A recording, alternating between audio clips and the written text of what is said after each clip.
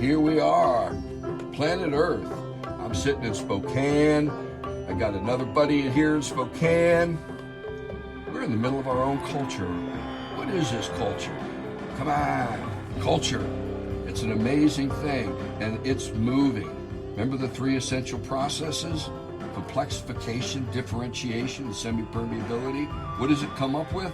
Art, music, dance, ritual, religion, technologies. The way we use our tools, our cooking, oh man, great cultural niches. Our shelter, the way we build our homes, our clothing, our social organizations, political organizations, our mythology, philosophy, literature, science. Wow, they all form a complex whole. And Lord knows I love baseball culture. I love football culture. And of course there's religious culture. And we can divide that up into Catholic culture or evangelical culture. We do the same with Buddhism and divide it up. Vedic culture, European, Asian, geopolitical. Wow. But it's all doing something. You see, it's coming together into a new order of culture. One that brings all these differences around the planet together, hopefully to a more complete understanding of the one reality that is the basis for being, life, and consciousness. And that's what we're going to talk about today. We're going to talk about the coming together of a global culture. Now, I've got some ideas I'm going to express about that before I introduce my cohorts and a special guest of cohort today. But here's what I want us to think about today. I want to give 4 ways that we can think about global culture coming together. The first is America as an analog for this. We're the first country that came together over an idea to bring all the differences together.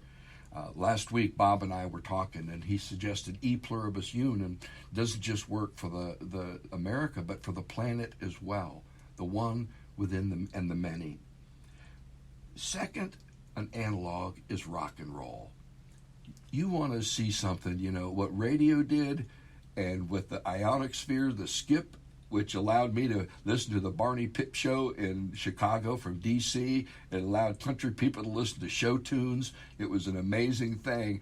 And all those cultures got together and started rocking, man. And if you follow rock and roll, it's a great analog of how differences can come together. My third example, where global culture is actually happening, is cities. If you go to cities around the world, you'll see the same kind of culture expressed, slightly different. But the cities will have their ethnic enclaves, they'll have different transportation, communication stuff, and a part of culture is invention. I'm going to suggest that the biggest invention that is contributing to global culture today is the smartphone. There are people living in the dumps of India that had no future, and they now have a smartphone, and they're putting together lives through them. And people in wherever are making products and selling them on the internet worldwide. And my cohorts got into a discussion before the show about science fiction, and I realized we're not just imagining global cultures, but galactic cultures, intergalactic cultures. We are beginning to imagine culture in different ways, coming together of all these differences. I think of the bar scene in Star Wars, walking in and all the differences there working together, and the music's playing. Something's happening. The diversity is a power we have. And of course, there is a backlash to this, monoculture. There's folks who think they have the right culture and everybody should have that. And I don't want to get lost in the weeds of that, because there's so much global culture happening and we can reach for it and see it. Now, having said my opening piece, I want to introduce Bob Hayes. He's coming from Florida, systems psychologist mostly, and a lifelong friend. And this whole conversation we just picked up from 50 years ago. Our guest today is Bob Cole. He's in the media business. He's a comptroller for a media group, and he's also a searcher. We met through a radio show that I had, and I was doing classes at a church. I don't think Bob ever stayed for church, but he was there for every class. So, Bob, I want to welcome you, and I want to give you first pitch on, I just laid out a whole lot. What's your say? Bob? That's Bob Hayes, right? No, Bob Cole. Bob Cole. Oh, Bob Cole. Well, thank you. I'm pitch hitting today for Mary Ann, and so I want to honor her and thank her for all of her great ideas. You know, I looked at the global culture and global village. Looked at and saw that word, and what comes to me is part of this is values. Is can we, in order to form a global culture, can we have enough shared values that we can come together? Because that's one of the challenges I see, is that there's, you know, different people believe different things and very strongly, and so that to me is one of the headwinds to this, and is what kind of value do we have? And that one second one I'd like to add is language. Is do we have a common language that that we can share and we can talk about? First of all, often we speak different languages, that's a problem, but even what we mean when we say something is so challenging. I can say a word, and I think that Red Hawk understands it, but it's going through his biocomputer. And so that's, as we try to form this, I think if we can come to better understanding of values and our language, we've got a better chance of getting there. So that would be one of the first things I looked at as I thought about this. How about you, Bob H? Bob H? Well, I certainly agree with that. I think it's very interesting when you start looking at quote culture, because there really has never been a human being on the planet that wasn't deeply immersed in some kind of culture, whether it was making a stone tool or whether it was trying to figure out how to count sheep and eventually evolve into an alphabet, and then being able to record events and so forth. And it took us beyond our individual lifetimes and allowed us to share the thoughts and the accomplishments of people that may have been thousands of miles away from us and may have died hundreds of years before we were born. So culture is a very powerful thing, and it's something that we've never been without. But like most other things today, it's happening on a larger scale. It's happening a lot faster. And I particularly liked you mentioning rock and roll as a facilitator of this global cultural movement. Because if you look back to the end of the Cold War, there are some historians that maintain that rock and roll was one of the most potent entities that helped bring down the Soviet Union. That and denim jeans, because the young people in Russia were just craving anything they could get from the West, and they were getting bootleg albums, and they were getting black market jeans, and they were trying to emulate what they saw and heard from the young people in the West. And when they finally allowed Western music to come there, and they allowed Western artists to perform there, it really changed not just how the Russians were looking at the West, but how the Western artists were looking at Russia. They began to see them much more as human beings, and it really opened that up. When I flip onto my pessimistic side, which is not too hard for me to do these days, I see that a lot of that is starting to the barriers are starting to be put up again, and the openness that we all hoped was happening at the end of the Cold War seems to have petered out somewhat. But nevertheless, I think I also agree with your whole thing with the smartphones and the way we can an event that happens in Tiananmen Square is suddenly being watched by people in Berlin and so on. Well, and I don't want us to get the whole concept of reaction formation is there. It's part of the process. Again, if you read Hebrew scriptures, it goes through the process over and over again of, pride and humility, of getting it and being prideful of getting it and creating a pretentious culture that leaves people out. It's the same process over and over. And fear definitely, goes into that. I know that when rock and roll happened, people were very afraid. They tried to keep it out. However, I want us to focus on helping our listeners to see that this new culture is emerging and they're part of it. I think, and it gets back to stories again, we're still looking for stories. Bob Cole, you talked about shared values. That's the stories that we need so that we see, and Bob, you touched on it with the Russians, that we begin to see the humanness of each other, and it's more difficult to turn them into an other when we begin to do that empathy, that semi-permeability piece. When we let the other in, something new gets cooking, man. And we can see what gets cooking in rock and roll, to me. I mean, blues, jazz, country, show tunes, they were getting together and doing a whole thing that was just, and it's still doing it. I mean, rap basically is an inner city expression that comes from, I don't know if it's genetic, but there's something in the black culture that is so freaking cool that I didn't get at first, but I'm getting now. I got the Temptations, I got the Four Tops, but I didn't get the early rappers. I'm a white guy. I'm getting it now. And there's this cultural invention that happens. And America has been great at cultural inventions. Bob, you said the blue jeans. I didn't even think of that. That are already expressing this diversity of global diversity that, come on, man, if you got a different point of view, throw it into the mix. Marconi was Italian, but he definitely came to America to build his radio. It's an interesting story.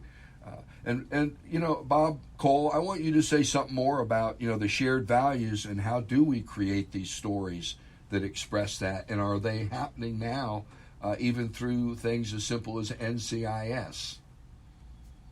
Well, yeah. So to the TV medium or the broadcast media, I know that content is being shared, and so when I look at shared values, I think about the value of each human, and can we have that?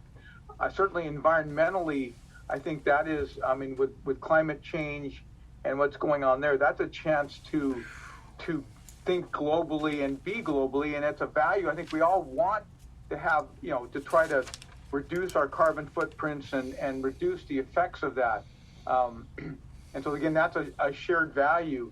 Unfortunately, as I look at that, I'm like Bob H. over there, and I see all the headwinds that blow against us with that. But I think music can pierce that, and literature can pierce that to some degree, and even trade. So the blue jeans that Bob is talking about, and thank you for reminding me of that, because I remember that very well, that's trade, and trade and merchants and that ability to spread things around is a way to do that. Of course, we tried to do that with China. It's like, okay, China, we can start trading with China. We can infect them with our American democracy virus or something, and which we think it's a good value. And to me, it kind of worked for a while, but then they said, well, and right now they're saying, well, we don't like all of what you got. We want a different value. And so there's, we kind of come up against that. But the trade part at least gets us across a barrier. And that to me is, so keeping an open trade as a value, is still really important as I look at those shared values. And Bob, you bring up trade, I think of the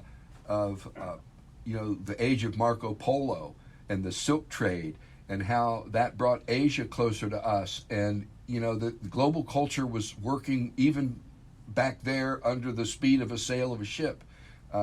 and not just at the speed of a radio wave like it is today. And I think that that's a huge motivator, and you've in that it makes us interdependent. I mean, right now it's very difficult for us to go to war because we're interdependent with the very ones we would go to war with. I think also you all brought up climate change and the virus. They are also motivators for us to somehow come together over a shared value. Go ahead, Bob Hayes. I just wanted to mention that when we're looking for shared values, you can look at it through the perspective of Maslow's hierarchy. The values that we share most with everyone on the globe are safety and security. That's the bottom of that pyramid. And trade is often focused on those exact needs, whether it be food or clothing or other kinds of essentials. And it also allows us to reflect upon our shared humanness, because we all have those safety and security needs. And it often allows us to push aside all of the fluffy kind of idea differences that we have and focus on what really is important to us, the safety, security of ourselves and our families. And that's where we often are able to build those bridges, and we lose that openness of semi-permeability when we get away from that and move too much into the other things that are much easier to disagree about. Yeah. Well, it's safety and security gives us a baseline. Food. And that's where climate change and the pandemic and all of that kind of stuff is so powerful. That's right. And they offer us these challenges, and the residual consequences of those challenges is a global culture in a very real sense that that's creating. And I want us to see that the global culture, that cities around the world are creating a civilization that is interdependent, that is interlocked. You know, you can go to any city on the planet just about, probably not in Afghanistan right now, and find a bar that's playing rock and roll. You know, there's you can go to any city and find art galleries. You can go to any city and find these museums that draw us together. And I think, Bob Cole, all of those are pointing to these shared values that have sustained civilizations and give us clues and cues to how we can do that today. I think art, I was taught the history of Western civilization through an art program, and it was amazing how the change of perspective of artists created everything. And who was it that said, it might have been Jung, if the artist can't imagine it and can't save us, then we are doomed. So I think there's a reimagining going on, and global culture is the real winner in this game.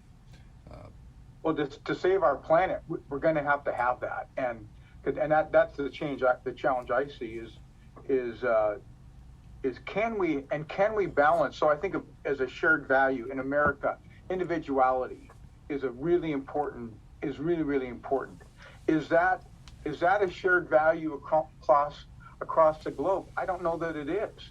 Not like we have it, and maybe we overemphasize the individual at times. We struggle to get to that perfect union because there's such a focus on individuals by many people. And so to me, it's to evolve, we have to both keep our individuality and see ourselves as a greater whole.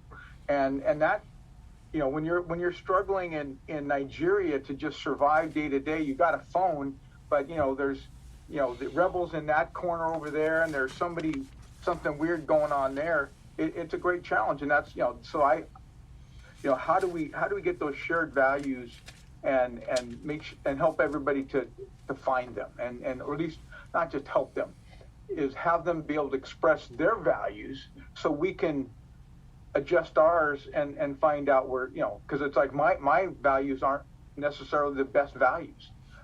And well, so that's where I'm at. Yeah, and we're back to e pluribus unum, the one and the many. That we have to, and we've done podcasts on this, we have to, matter of fact, last week, how do we understand that we're a part of it all and we're inextricably a part of it, and yet keep that peace that allows us to be apart from it all. And that is part of the emerging culture. And part of the emerging culture is we're at a whole new order of complexity that is confounding. And again, the stories, my daughter and I talk about this, and the language to talk about that new order of complexity are not yet on the table. Part of this podcast is just trying to throw out ideas of new ways of thinking about stuff, or rehashing some old ideas that are helpful, that we might draw some more clear maps of the terrain that we're in today, that we might grow again towards a more complete understanding of this one reality that being, life, and consciousness are totally based on. I was going to comment on something Bob Cole said when we were talking about trade and how we started with China thinking it was going to really open things up, and we've kind of reached somewhat of an impasse now because China is the state side. The state is the most important, and that's part of the Eastern culture. It always has been, going back to Confucius. But the individuality from the West has enabled us to be more creative than other cultures. So you've got the creativity balanced against the good of the state, and that's where this trade is banging up against each other. And I'll put on my optimistic hat and say that eventually the two are going to find a suitable balance where we can have creativity that is both good for the individual and also supports the betterment of the entire society. And that's really where we're moving toward planet-wise, I think. And it's just more extreme when you look at China versus the U.S. And we're looking at how the differences can work together. Now, I'm convinced that what we have here, the creativity piece, that America has created the best and deepest and greatest innovation engine in the history of the world. Literally, universities, corporations, and government working together. Unbelievable. We can come up with a TV, we can come up with a smartphone, but I want to tell you, those folks who think like community and nation state, they can make it better. They might not come up with the idea, but once the idea is there, they can improve on it. And we're starting to see how these fit and how one does not undo the other. It's not either or, but both and. And we can begin to see that. And I think in America we have. And yeah, there's a huge backlash against it. I call them the monoculturists, the white supremacists. They're really just so afraid. But that's not the issue. That stuff will eventually fall, not without blood probably, not without suffering, but there is this trajectory of the universe that we've talked about, again, truth, love, justice, and it's showing itself inside this civilization that is emerging and connecting itself worldwide. And trade is the way it happens. I think trade is one of the biggest pieces.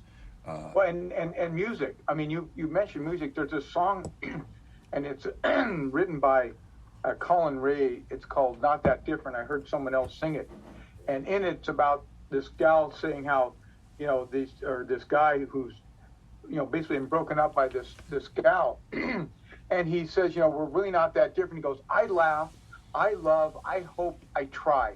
I hurt, I need, I fear, I cry. And I know you do the same things too. So we're really not that different, me and you. And so finding that place of intersection is, and I do that in my life. I've always been a bridge builder, which has been a problem because I can't be on the left or the right because I'm trying to always build a bridge between the two or three or four, however it is. Only one of them's blessed. Yeah, exactly, of course. So, but we're really not that different, and we are. And so, how to be able to be different, and music can help bridge that. I mean, how about John Lennon? Imagine there's no, he was trying to. The world is one. He was trying to imagine it, and he did it through a song that is really imagine no religion. When I first heard that, I go, well, religion has some good to it. I don't want to imagine no religion. But he saw the shadow side of religion and how it could prevent us from being one. Anyway, but songs can bring us together. So that's I still want to, I want to keep going with the music. And one more thing, and then I'll stay. Is in Star Trek we talk science fiction. So in Star Trek, the movies and the series, there already was a united federation of planets. Earth had been, quote, had become one, so to speak. They had solved hunger and many of the basic needs of Maslow's hierarchy, right? How they did it, we don't know, but they did it. And then they had this federation of planets. And yet then when they went out into the universe, they still came across different cultures with different values, the Klingons, the Romulans, and more Ferengis, all these various things, because you still come across people that come differently. And how do we do that? I mean, how can we be open enough and yet be strong enough that we love our culture too? So it's just interesting how these stories that you talked about, Red Hawk, how that was really important to coming up with a new global story so that we can, become e pluribus unum. Yeah, and I want to say, I want to go back to one of my favorite sound bites, and that's that the differences make the beauty. The sameness lets us share it.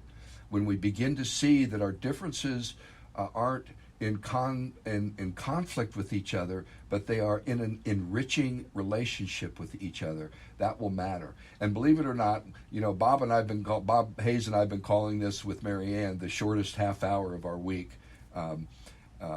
And I have to keep track of the time because it goes so fast. So, Bob Hayes, I'll let you go first. Last comments on global culture?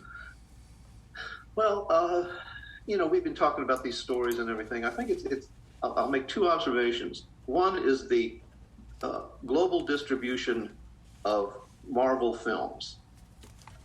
They are not just, when they start tallying up their profits, it's not the U.S. that's the big one anymore. It's Europe, it's China, so forth. The other observation is the biggest act, or the biggest group of acts in music today, is coming out of South Korea, K-pop. BTS, and man. That's something I don't understand yet, but it's something that the younger generation understands. And those two are really potent examples, I think, of the shrinking of the planet. Amen. Okay, Bob Cole, final comments. Just exactly right. I thank you, Bob, on those things. Marvel is marvelous and bridging it. And you started out, with the phones and the smartphone. Our technology can really help us to be connected. Today, people are aware of time zones. I mean, 200 years ago, nobody really knew about that. A letter would take hours, would take 2 months. Now information is almost instantaneous. So, if we can keep our technology up and running, and that's not always easy because countries can shut that down in a moment, at least temporarily, and then people find a way around it. So I want to really, even though technology has a shadow side, I want to encourage, that we continually get that so that's ubiquitous and keeps us semi-permeable, that Yes. Technology can help us be that. Amen. And Bob Cole, I want to thank you for joining us this week. Bob's been part of this conversation for, as long as I've known him, which has been going on probably 10 years now. Yeah, probably about 10 years. And you're right. I rarely stayed for church. Exactly. That's all I don't right. like church, but I love I'm you did. I'm grateful to have been part of your ministry. You weren't alone in that, by the way, Bob. It's like the church cleared out after the class. But the communication piece is huge. And both the Bobs mentioned that. We are becoming a global brain, and that is an important and good thing. It sometimes hurts, and that's what I want to talk about next week, the hurts. Because in all of this stuff, there's this underbelly piece. You know, the monoculture, white supremacists, you know, they want our culture to be one thing and think all cultures should dovetail into them. Something's going on here, and it's called wounds. What I have found is people who've been wounded and then work towards healing and find ways to reach and for that expression, they become wounded healers. Now, whether they're family of origin wounds, and I think we all have them, whether they are religious wounds or educational wounds. By the time I was in the 5th grade, I was called everything from stupid to a fool to an idiot. Yeah, I'll tell you what, I've been hostile to the education system ever since. I wonder why. Wounds. Once we can address them, once we can dare diagnose them, then we can begin to heal. May the peace of it all be with all of you. Blessings.